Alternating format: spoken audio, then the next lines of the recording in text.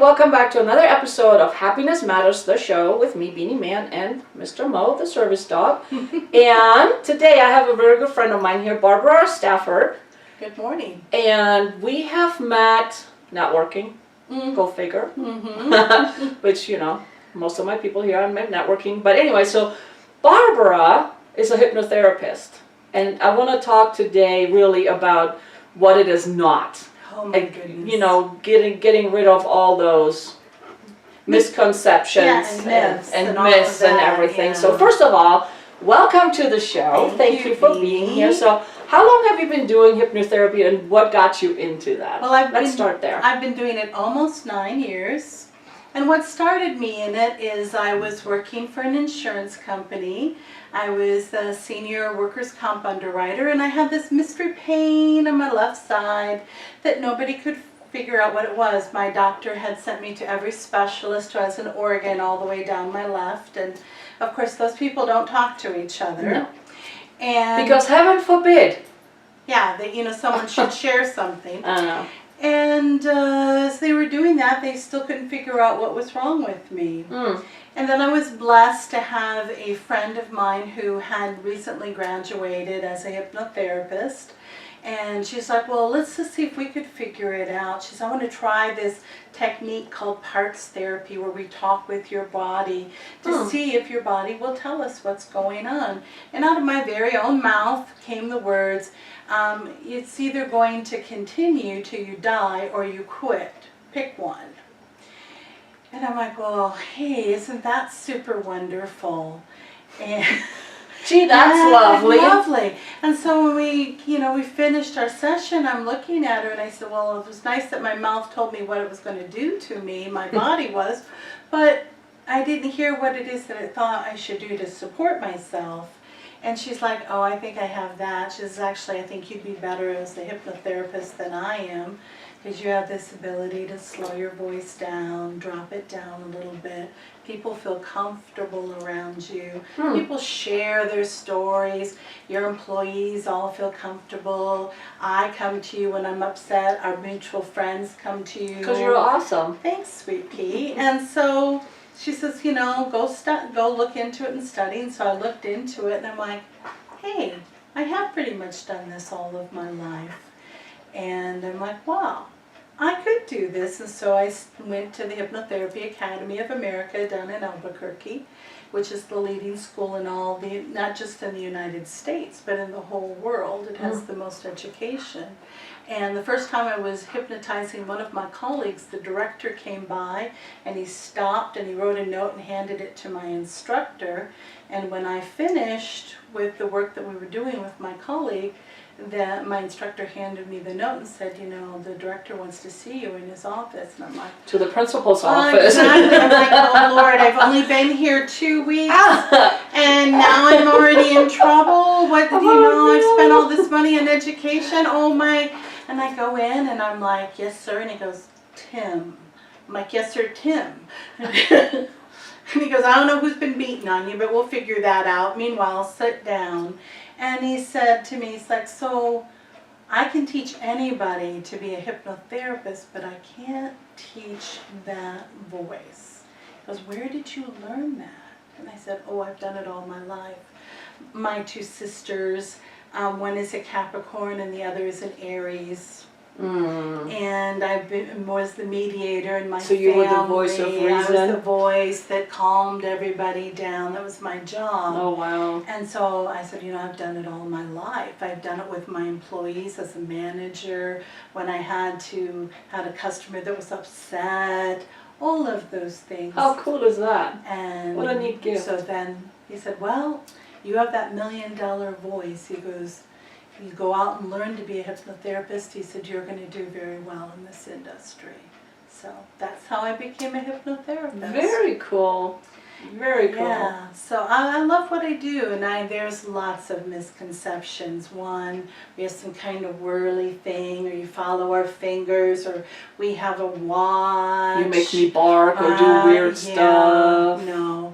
The people who go up on stage, meaning they want their 15 minutes of fame, they want to live outside their box, and they have to be highly suggestible. only about 5% of the population is that. So you see, if you've ever seen a stage show, you've seen people go up there because they wanted their 15 minutes, they wanted to live outside their box, but they weren't highly suggestible, so then that's why the hypnotist sent them back into the audience. Oh. So, but anybody can So sit. it's a difference between a hypnotist and a hypnotherapist? There is a big difference. What's the difference? Most of us that are hypnotherapists have training. Not all hypnotists have training to do therapy work. They might have training just to do the work that they do up on the stage. Gotcha. So there's a big So they're difference more about in the that. show effect They're than about the the actual show. help effect. I call it hypnotaining as opposed to hypnotherapy. I like Huge difference. I like that. But anybody can come and sit in my chair if they're wanting to change. And that's the thing. They will be doing the things that they want to change. It's not what their mom wants them to do or their husband or anyone else. It's what you want. Even if I gave you a suggestion while you're in my chair that you're going to go home and dye your hair purple, unless you have some undying need for purple hair, you would hear that and go, what? Why is she talking about that? Yeah. Oh, that's not why I'm here. And if it was really offensive, then you'd be like, what? What the fire truck would be my expression. So, no, I can't make you do things you don't want to do. And there's none of this in the chair in my office. I have a very lovely reclining chair with an ottoman that fits many different people. And so it's a whole different ball game than being up on the stage. I can't make you tell me your deep, dark secrets. I have people who are Army Rangers, people who are Black Ops, all kinds of different things. But that's not why they're there in my office, so we don't discuss those things. If they wouldn't tell me, as if we're talking right now, you and me, they're not going to tell me in hypnosis either. And it's also not a truth serum. This is not the Perry Mason, TV show where he's on the stand and you are going to tell me that you did it, blah, blah, No. And it's so funny because my brain works funny. I'm seeing, the snake from the Jungle Book with her eyes. Yes, exactly. I have this vision in my head. Yes, that's right what a lot of people think, that we have some kind of whirling thing that you're going to watch. And I hypnotize people merely with the sound of my voice. I don't use music. I don't use parlor tricks. I don't, watch my hand up and down. I just side to side. None of those things. It's just you and me. And I just relax you. Some of my clients get so relaxed they swear I've super glued them to their chair. Some daydream in and out. And I actually have some clients who snore through their whole sessions. And that's okay too, because it's your conscious mind that consciously listens like you are right now. Right. It's the conscious mind that daydreams, and it's the conscious mind that goes to sleep. I work with the subconscious. Runs your heart, your lungs, your brain. You don't have to tell it to do its job. It's a computer. It does it. Right. But also as a computer, it stores everything that's ever happened to you. True story. The good things, the not so good things. So I work with PTSD soldiers. I have a lot of people who, women who have been sexually assaulted. And sometimes they don't come to me for those things originally. And then they're like, oh, you can help me with that? And oftentimes that's the root of whatever problem they came to me in the first place. I agree. A lot of times it's those long underlying, we just build on top because it's easier to deal with something other than the real issue, because the real issue hurts so much and we don't want to. And I've been there. I've been there, and I'm still working through some of my things. I just actually had a breakthrough for myself this morning that I'm going to work through, but it's because we're not dealing with it. Yes. And then we just take on the other things and we deflect. Right, or we push down and shove down. Right, and we just pile other stuff on top, but eventually I call it the trash can, is full and overflowing, and it just goes boom. Well, I refer to it as lava in the volcano. It comes out Right, wherever the come weakest here. point is. Yeah. Whether it's their back or migraines or they have stomach issues, Mhm. it always comes out. It does. It does. So, and I talked about it in other shows before. I have this amazing book. I think it's Carol Truman. Feelings buried alive never die. That's exactly true, and they don't. They don't, because everything is energy, and I talked about that before. Everything is energy, and you cannot create energy, you cannot kill energy, you can only transmute it. Exactly correct. So if And you so- keep those right. negative feelings in, Then they just got to go somewhere. they gotta go somewhere, and they go in your body as disease, as That's- discomfort, as illnesses, as all kinds of As things. dysfunction, Mhm. all of those things. It always comes out Yep. every time. Yep. So that's why I love what I get to do to help clients. I don't make them repeat their stories over and over.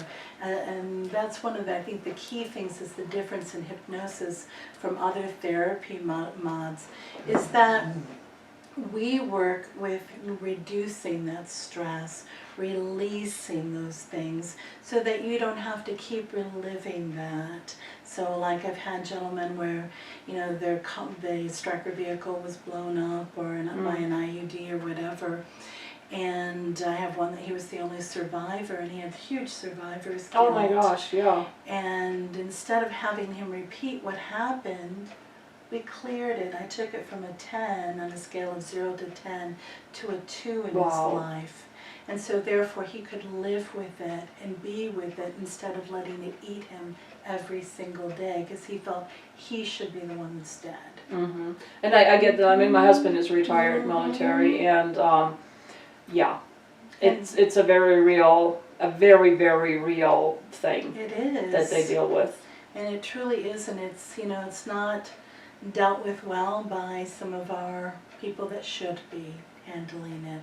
And I've heard all the horror stories from the VA, from a lot of my soldiers and airmen, and it really makes me sad, but there are other modalities to help them heal and grow. And hopefully, you know, even if they don't come to me or somebody like me, if they go to somebody that they have rapport with and it helps them heal, that's really the important thing. Oh, absolutely. You know, it makes me sad that, you know, like so many institutions, we're not naming names, you know, they're so quick in pushing pills.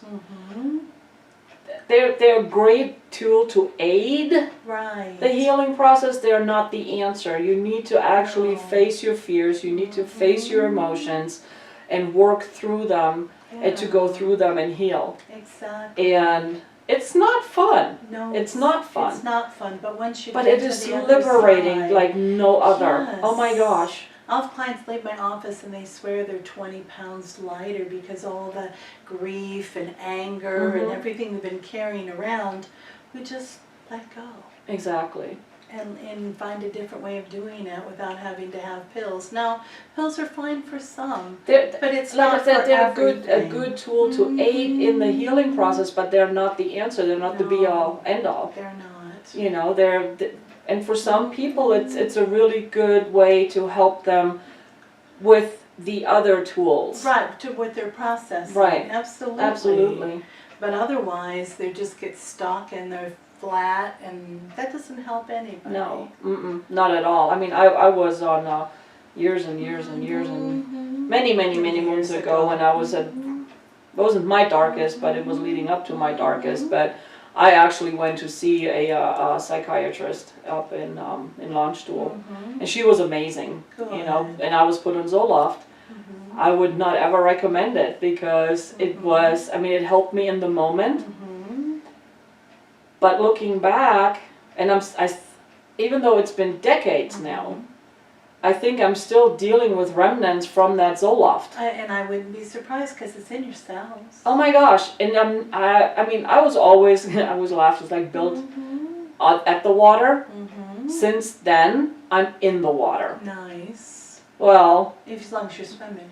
Well, yeah, but I mean, as far as I can cry over nothing. Oh. And before, you know, Right. it took me a while. Now, since I call it the after Zoloft, you know, now I can almost instantly.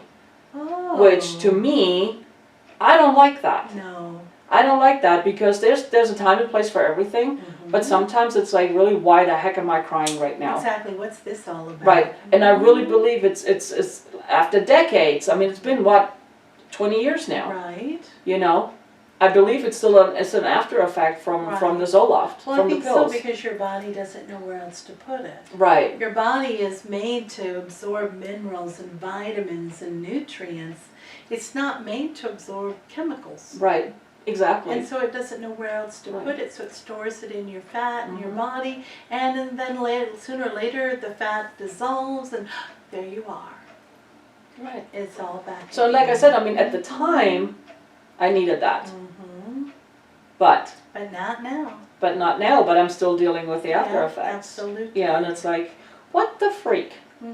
It's like, But I'm seriously dealing with our fears and emotions and everything. And what I've learned in my journey of healing is, yeah, stuff happened, but it's just a blip in time. Exactly. It was a blip in time where it happened. What we're holding on to is the memory. Yes. And that pain from that blip in time. And every time we recall that memory, it goes down into a deeper layer. It goes in a deeper layer and deeper layer and deeper layer. Yes, it does. So it's like, once I realized, it's like, wait a minute. That incident was, again, just a blip in time. I can, and that's part of my story now, but I can change my story. That's right. And I can change how I look at it and how I react to it. So now, instead of being in there, oh, poor me, this happened to me. Yes. Now I can look at it from an outside perspective, looking in there, yeah, this really sucked. Yep. At that time. But I'm safe now, I'm good. Exactly. But that took me a long, long time to get here. That. And a lot of people, they don't know how, they don't have tools, they have no coping skills. And so I teach my clients tools. The very first session, I teach them self-hypnosis. I've had clients who've come from other hypnotherapists, and I say to them, so you know self-hypnosis? And they go, no, no one taught me. And I'm like, so you're going to learn it here, because I want you to practice it every single day, at least 30 seconds every day. And then I'm all about teaching them tools every session. And then they also get from me 3 affirmations too that I've written just for them about their situation, so that they have that to hold on to, read, and to be able to move forward with their life. And sometimes clients have said to me, wow, you're the first therapist that's ever really listened to me. You're the first one who's ever got somebody actually me. Listening. And, you know, they're like, and I didn't have to repeat it 3 or 4 times, which is sad. It is sad. And I said, no. And when you tell me something once, I write notes, I remember. As long as you're my current client, it's up here. And when, you know, if you're not, then I pull the file out when you come back, I refresh it, and I'm like, oh, and I immediately remember all the things. So I love to do that, and it's nice to be able to help somebody, especially some people who were molested as children, and they had either never told anyone or no one believed them, which is really an awful thing. It is awful, because I was in that situation when I first told, you know, about the neighbor situation, and yeah, it's not, because it totally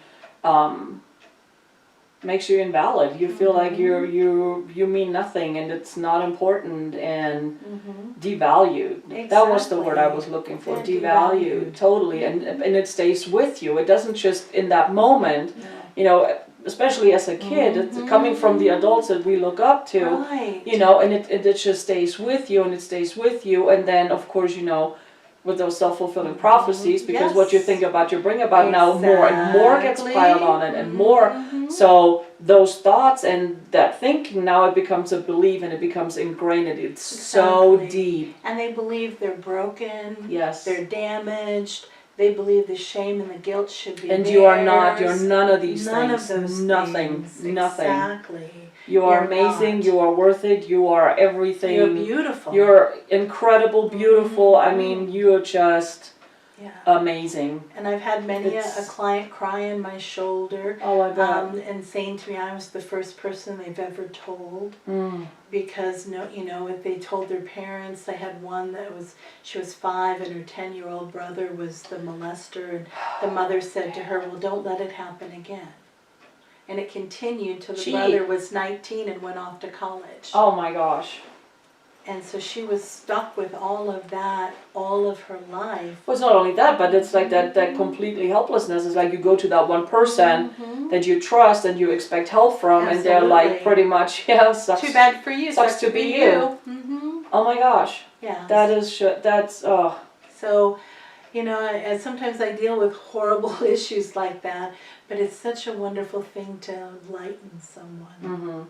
Now, I do the normal things that, you know, people imagine hypnotherapists do, working with smoking and weight and bad habits and things like that, and self-confidence and speaking, being able to feel comfortable speaking in front of an audience. Yes, I do those things too, but they're a small part of my practice.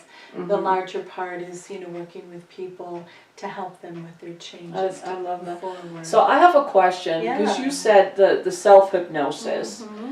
Now, is that similar to meditation? It is. Well, meditation and hypnosis are kind of kissing cousins, I kind of put it. So meditation is kind of like a broad shot, where they're just walking you down, and you meet someone and they tell you something wonderful, great.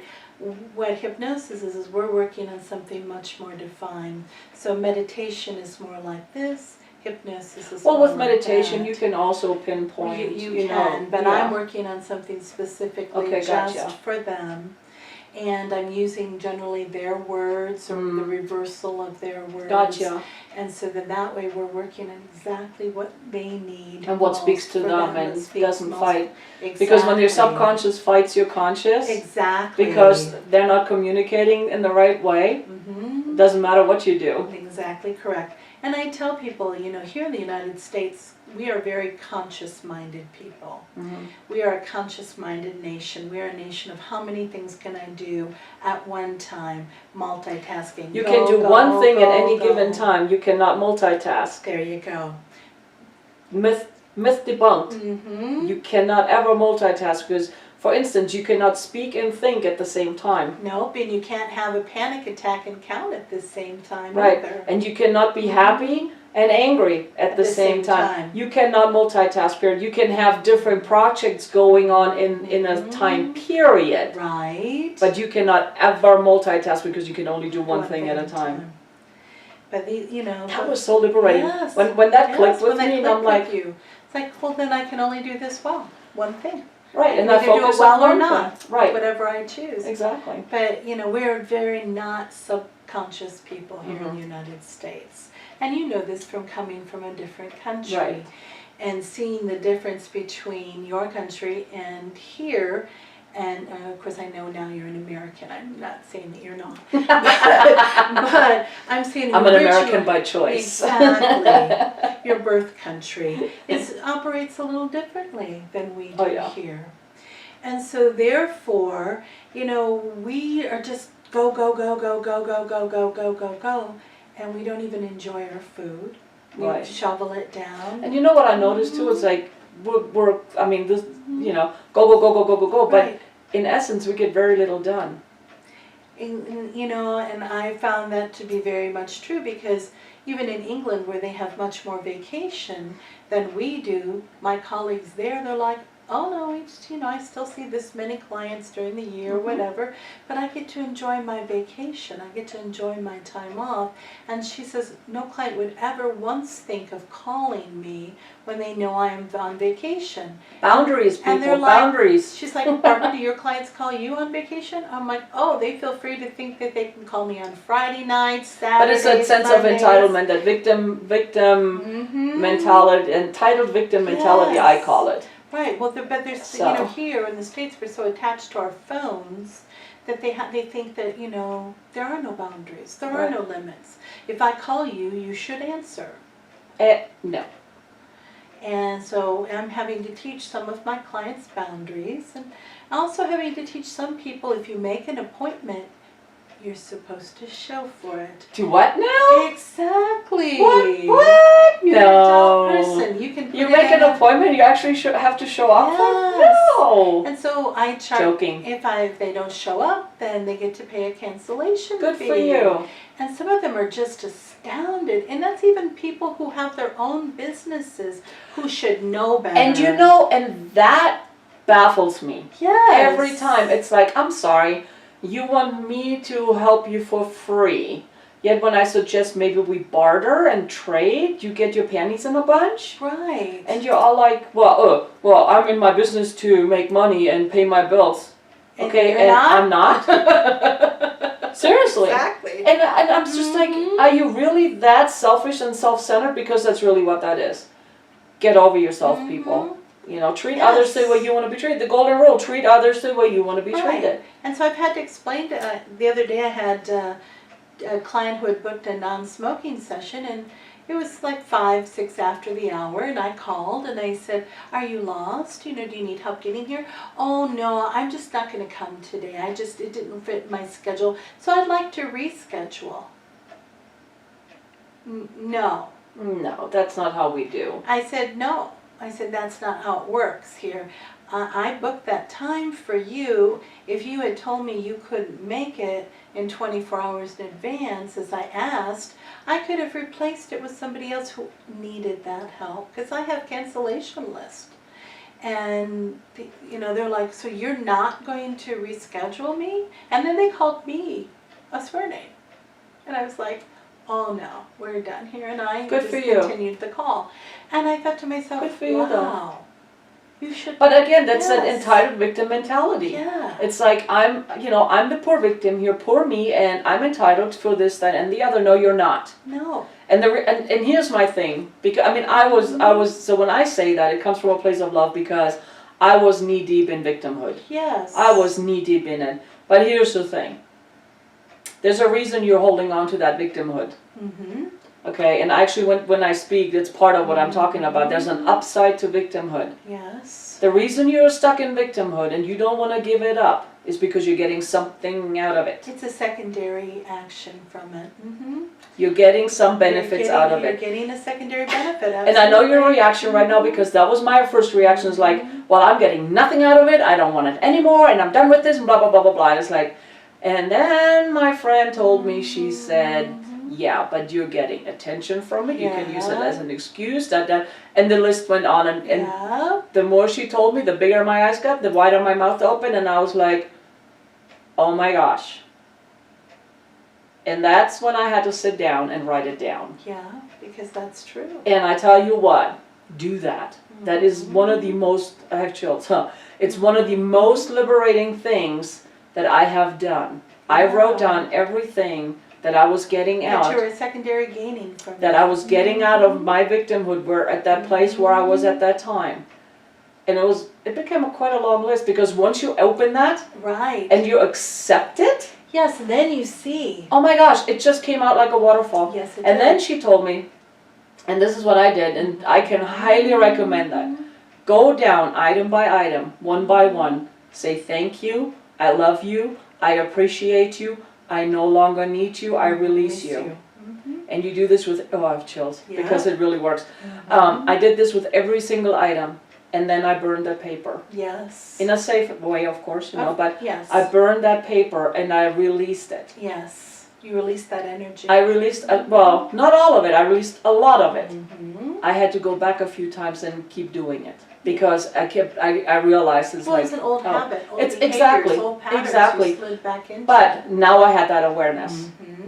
And I did that a few more times. And I tell you what, I cried when I did this. It was a cry of relief, but I've cried like I have never cried in my life before. It was so liberating, but you have to be willing to give it up. If you're not willing to give up what you're getting out of it, you will not ever get better. That's exactly correct. You will not get better, no matter what. Barbara can help you. This my Barbara can help you. My shaman Barbara can help you. Nobody can help you. No pills, no doctors, no nothing. If you're not willing to give up that victimhood. Exactly. And what you're getting out of it. You'll stay there forever. You will stay there forever, and you will be miserable forever. Or till you're so uncomfortable with it, you just can't take one more second. There's that.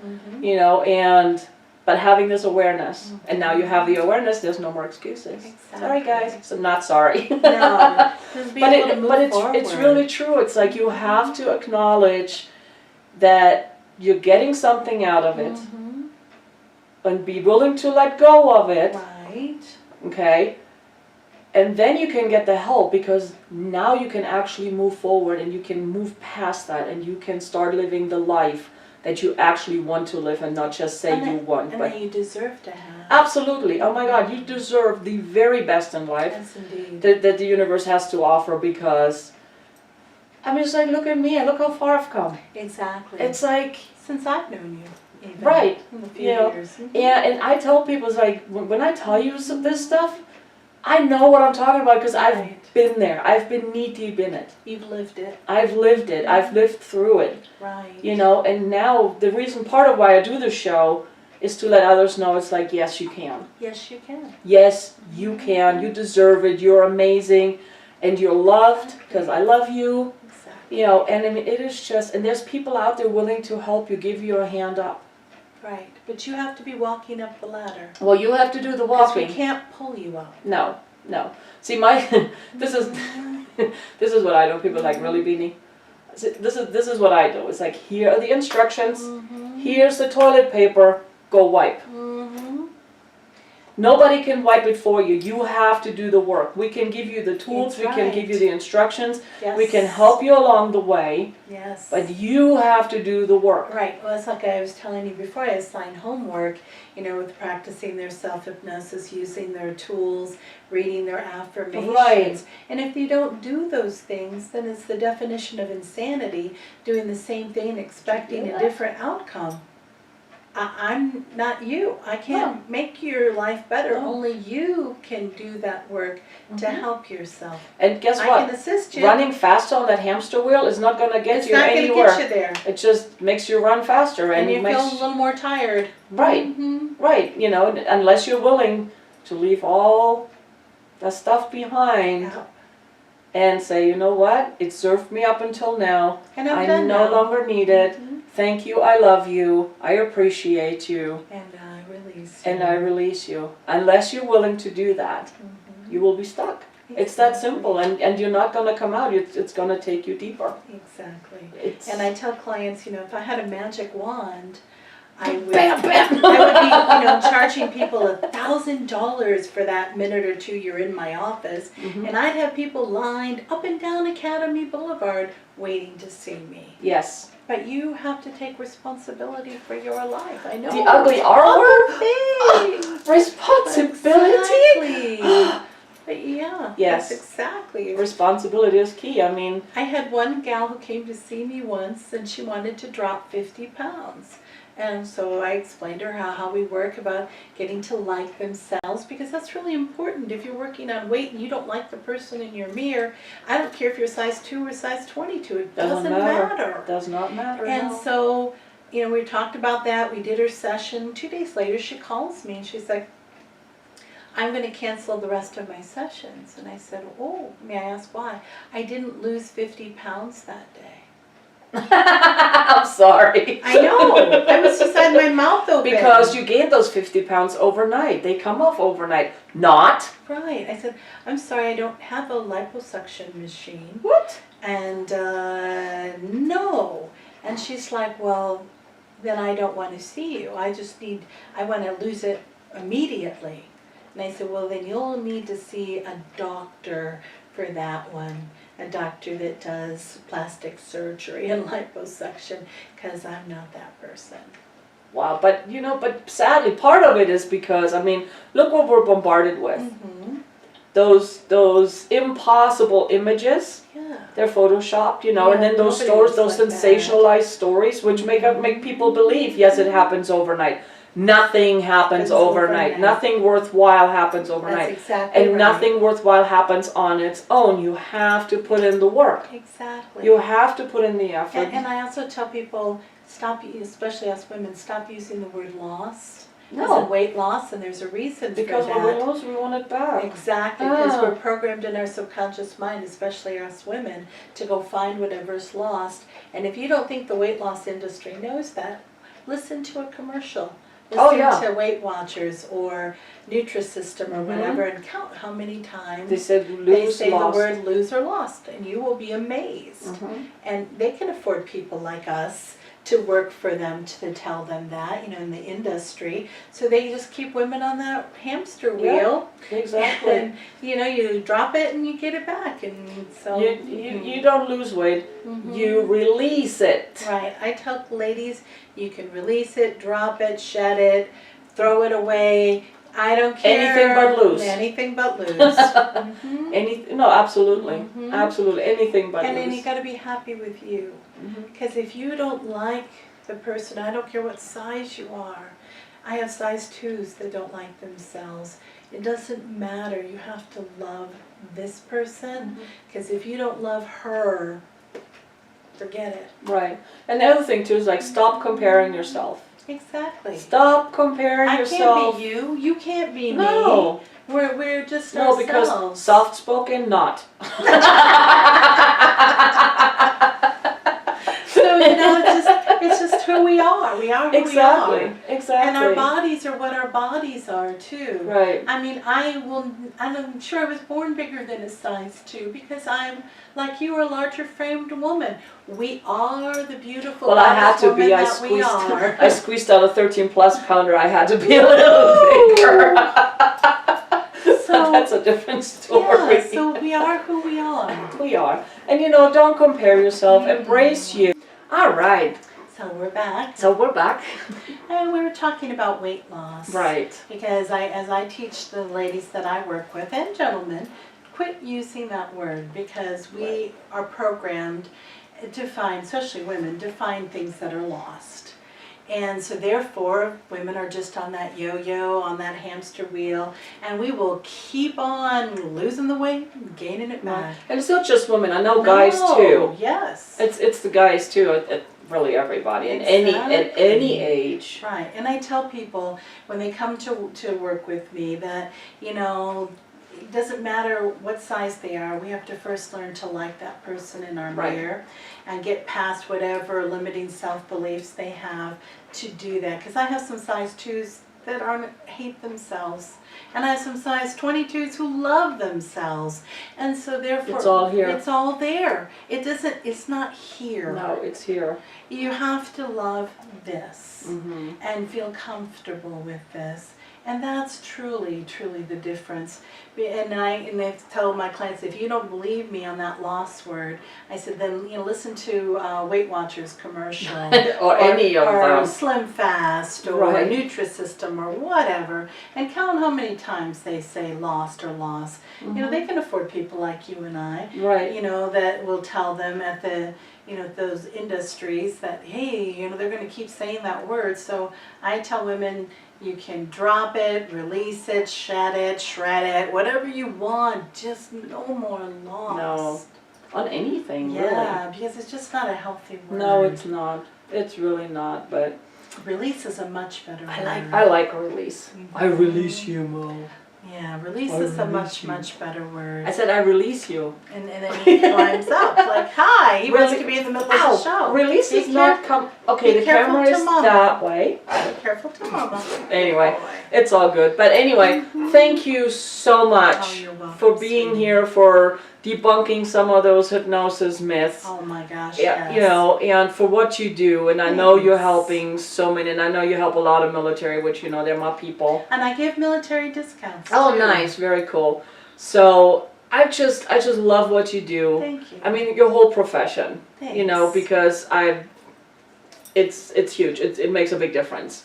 It really does, to help release all the built up things that we have. And to make changes in their life, to let go of all that stuff you've been holding on to. And I'm thinking, my head is also let it go, but Yeah, I know. I hear that song in my head often enough because I work with children too. Nice, right? My youngest client is 4, and my oldest client I've had is 80. Oh wow! So it's nice. It's always very interesting. I bet. So. Very cool. No, I absolutely love that. So guys, if you thought about hypnotherapy, okay, and you weren't sure, because you don't want to hop like a monkey or whatever, or bark, don't worry about that. You're not going to become Madonna or Frank Sinatra. No. And here's the other thing too. check out a few of them, Mm-hmm. okay? Because they're not all created equal, for one. No, and in Okay. our state, they don't have to have any training to be a hypnotherapist or a psychotherapist. And that's Colorado. And That's scary. That's scary. That is scary. Very scary. So, go vet them. Mhm. Listen to your gut. When you talk to them, Yes. listen to your gut instinct. If you get that knot in your feeling, Not your person. that's a no. And that's with a doctor, a therapist, That's with anybody, dentist, anything, whoever. anything. Mhm. Listen to your body, and and Yeah. pay attention. So, Absolutely. but anyway, that's it for today. Thank you so much, Thanks, Barbara. sweetheart. I love and appreciate you Oh, so much. I love you Like- too, Beanie. Thanks. So, thanks again for watching. You all have a great day. Remember, be happy, be kind, be love. Bye. Bye.